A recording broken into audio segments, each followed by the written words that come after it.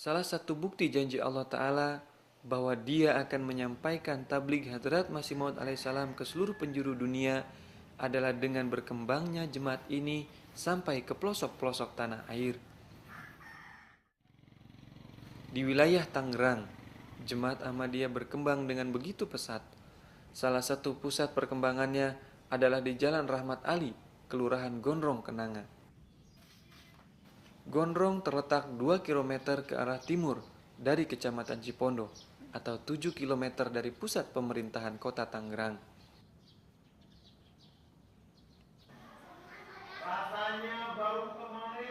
Dalam hal agama, mayoritas masyarakat Gondrong memeluk Islam, sementara organisasi Islam yang terdaftar di pemerintahan antara lain Nahdlatul Ulama, Muhammadiyah, dan juga Jemaat Ahmadiyah.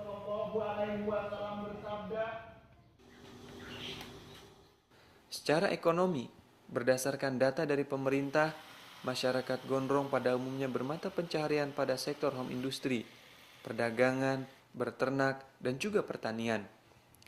Sementara itu, para anggota jemaat Gondrong, selain berprofesi sebagai pedagang dan juga petani, sebagian anggota jemaat berprofesi sebagai pegawai negeri.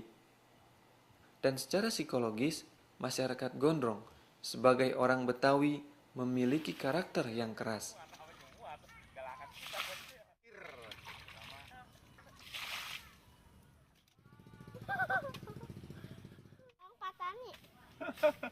Bisa aja omnya Departemen Pertanian.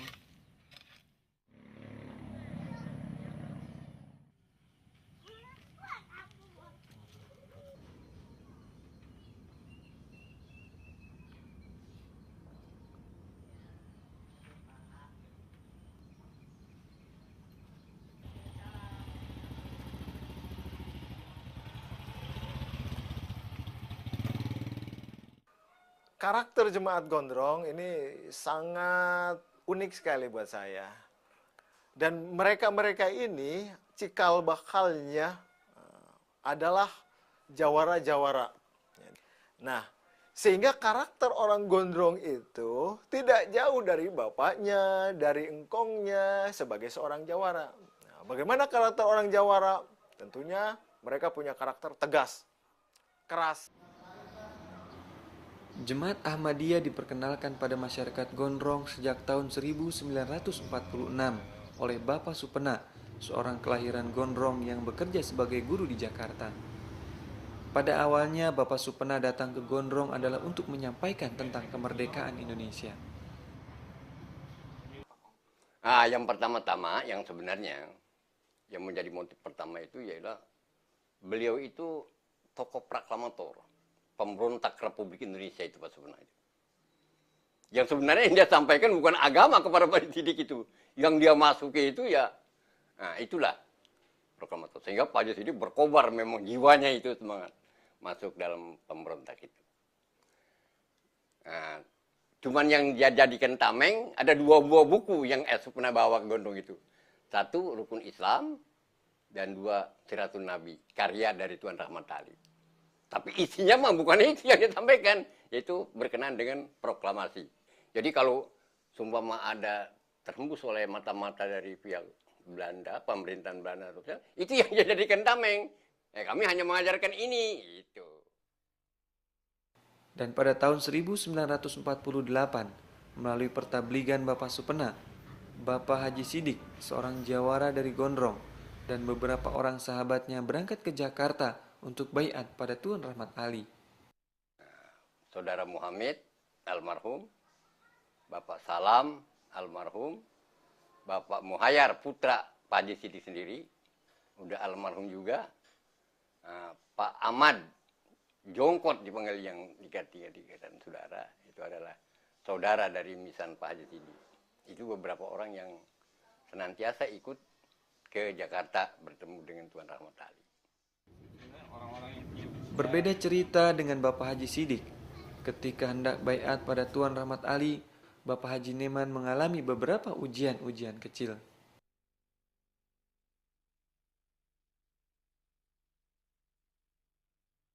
Nah, datang ke sana kan tidak langsung bisa bertemu dengan Pak Rahmat Ali, mungkin beberapa kali berusaha ketemu, dan sampai akhirnya bisa ketemu ke sana.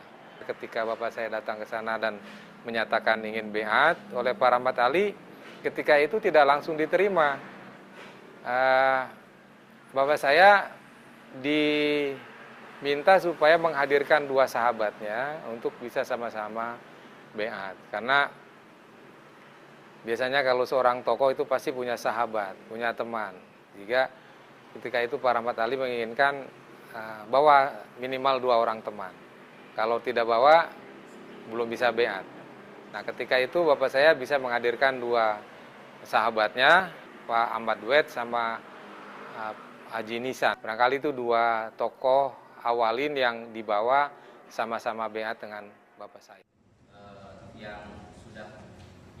Setelah baiat, para mubaiin ini mendapatkan banyak ujian dari masyarakat, baik berupa ejekan-ejekan, tindakan kekerasan hingga ancaman pembunuhan. Di sana saya dirikan pengajian anak-anak, saya kumpulkan anak-anak itu mengaji. Anak-anak gair yang umurnya 10 tahun, ada juga yang sudah kelas 6, itu kurang lebih dari bangsa 10 atau 15 orang. Rupa-rupanya orang sana bercuriga. Wah, ini katanya dibilang barangkali mau nyebarin tabeng nih di sini nih. Yang akhir-akhirnya saya diserbu. Dan apa yang ada itu buku-buku jamaat. Waktu itu saya menjadi sekretaris khas barangkali. Itu semua diambil oleh mereka. Sampai ke tempat-tempat tidur seluruhnya itu diambil. Pakaian saya juga. Sehingga saya hanya mempunyai pakaian yang ada di badan saja.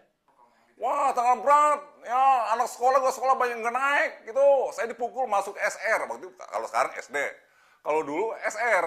Baru 3 hari itu khususnya anak-anak jemaat itu semuanya dibekot, dibenci oleh guru-gurunya. Ya, saya sampai mata saya dipukul, baru masuk 3 hari mata saya dipukul. Tuh, sampai bengkak.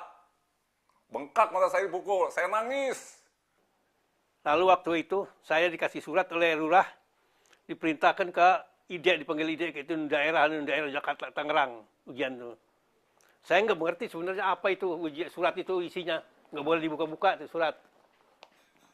Ke Tangerangnya juga saya sana, terus pergi Tangerang, betul diperiksa oleh Belanda. Rupa-rupanya surat itu ancaman jangan saya sampai di sini digondrong supaya dihukum tujuan ke situ. Ketika saya dikejar-kejar sama bapak saya, sedang berdialog dengan paman saya Haji Sidik, dikejar sama bapak saya masuk, saya sembunyi di belakang pintu, kemudian bapak saya masuk ke dalam, saya lari kabur keluar, dikejar, sampai ke rumah Eman. Setelah banyak masyarakat Gondrong yang baiat untuk pembinaan tentang nilai-nilai kejemaatan, maka Tuan Rahmat Ali menunjuk Bapak Ahmad Satiri sebagai murabi. Dan pada tahun 1950, Jemaat Gondrong diresmikan sebagai cabang oleh Tuan Rahmat Ali, dan yang terpilih sebagai ketua yang pertama adalah Bapak Haji Sidik.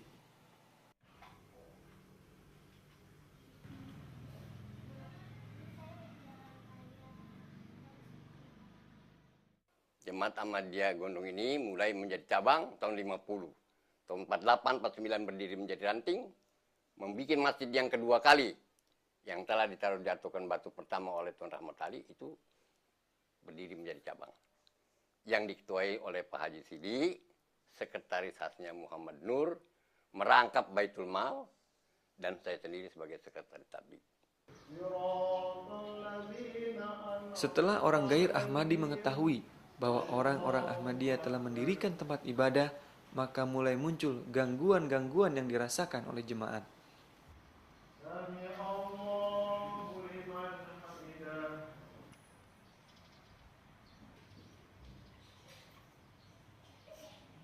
Setelah masjid yang didirikan yang sekecil itulah, di situ reaksi orang yang tidak menyenangi dengan kehadiran Ahmadiyah dan berdirinya Masjid Ahmadiyah.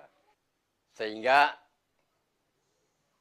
kalau waktu pagi, dilihat itu di sekitar masjid itu ada gantungan. Gantungan itu isinya yaitu najis.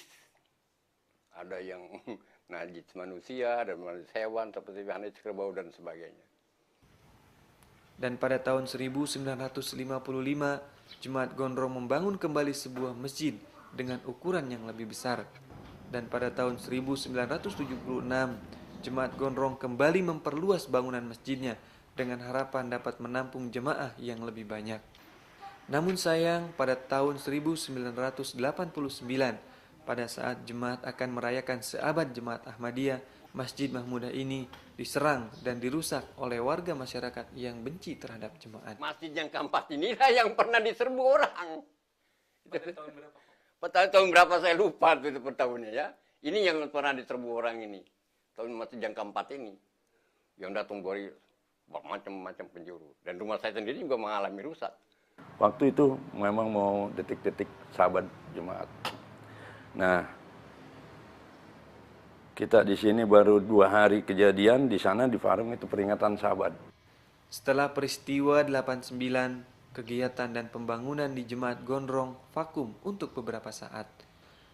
Baru pada tahun 1994, Jemaat Gondrong kembali membangun Masjid Mahmudah yang baru dengan ukuran 20 kali 30 meter persegi dengan 2 lantai. Kita itu sebenarnya hanya punya uang 60 juta, kalau saya 30 juta.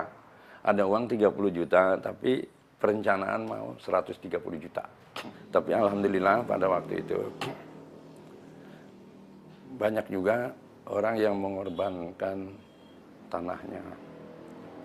Dia jual, penuh dikasihkan kepada jemaat. Masjid Jemaat Gondrong diberi nama Mahmudah oleh Tuan Rahmat Ali dengan harapan setiap orang yang mendirikan ibadah di masjid ini menjadi orang-orang yang terpuji. Masjid Gondrong ini yang memberi nama Tuan Rahmat Ali. Masjid ini diberi nama Mahmudah. Sesuai dengan makom Mahmudan. Jadi Allah Ta'ala akan mengangkat harkat dan martabat yang setinggi mungkin. Setelah Masjid Mahmudah ini, Jemaat Gondrong juga telah mendirikan beberapa bangunan yang lain seperti rumah misi, madrasah, dan juga posyandu. Dan kesemuanya itu dibangun di atas tanah wakaf milik jemaat yang berasal dari pembelian oleh jemaat maupun wakaf dari para anggota jemaat. Alhamdulillah kita sudah memiliki rumah misi 2 lantai yang dari tahun 48 itu tidak pernah kita miliki. Kemudian juga ada madrasah dan kantor cabang juga 2 lantai yang sudah kita miliki. Terus juga kita sudah memiliki tahun 2006 ini kita sudah juga membeli perluasan dari tanah wakaf pemakaman, khusus untuk pemakaman sudah kita miliki.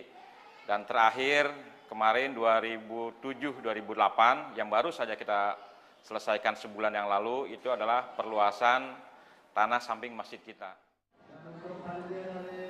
Hingga saat ini, jumlah anggota Jemaat Gondrong mencapai 874 orang dengan 215 kepala keluarga. Namun dalam pengorbanan harta, dari jumlah anggota wajib canda, masih banyak yang membayar canda tidak dengan dawam dan sesuai aturan. Ada beberapa hambatan di mana ada saudara-saudara kita yang jauh dari jemaat. Jauh dalam pengertian secara fisik memang jaraknya jauh. Kemudian hatinya juga jauh. Berdasarkan data Tazni 2007 yang kita lakukan, jumlah anggota kita itu terdiri dari 215 kepala keluarga. Ya, jumlah anggota keseluruhan 874 orang. Ini terdiri dari Ansor, LI, Hudam, Atfal, dan Abna serta Banat. Dari jumlah anggota yang dari data yang kita miliki ini baru separuh atau 50% yang sudah ikut dalam atau terbiasa membayar canda dan wasiat. Semoga kemajuan dalam keduniaan diimbangi dengan semangat pengorbanan yang dengan itu diharapkan dapat mensucikan segala karunia yang telah Allah Ta'ala berikan. Wa fi mujati fawru